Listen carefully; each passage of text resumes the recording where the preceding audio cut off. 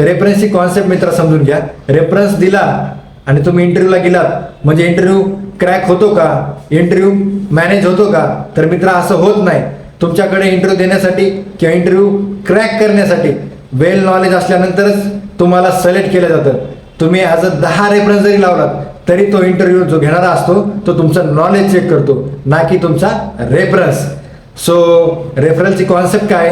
आपल्या चॅनलमध्ये जर नवीन असाल तर पहिल्यांदा खाली दिलेल्या आपल्या चॅनलला एकदा फॉलो करा. अधिक माहितीसाठी खाली दिलेल्या नंबरवर एकदा कॉल करा. तर रेफरन्सची कॉन्सेप्ट काय आहे की स्पेसिफिक कंपनीमध्ये तुमचा एक मित्र आहे, ॲज पर त्या कंपनीच्या पॉलिसीनुसार तो तुम्हाला रेफर करू शकतो, फ्रेशर मुलांना रेफर करू शकतो. पण त्या रेफर केल्यानंतर त्याच्या मोबदल्यात त्या मुलाला एक स्पेसिफिक अमाऊंट एक 2 महिन्यानंतर ॲज पर कंपनी पॉलिसी, काही कंपन्यांच्या 3 महिन्यानंतर एक 5,000 पर रेफरल पर पर्सन, एक 5,000 किंवा काही कंपनीच्या वेगळ्याही असू शकतात. ॲज पर पॉलिसी ती अमाऊंट ती तुमच्या मित्राच्या खात्यामध्ये जमा केली जाते. ही झाली रेफरलची कॉन्सेप्ट.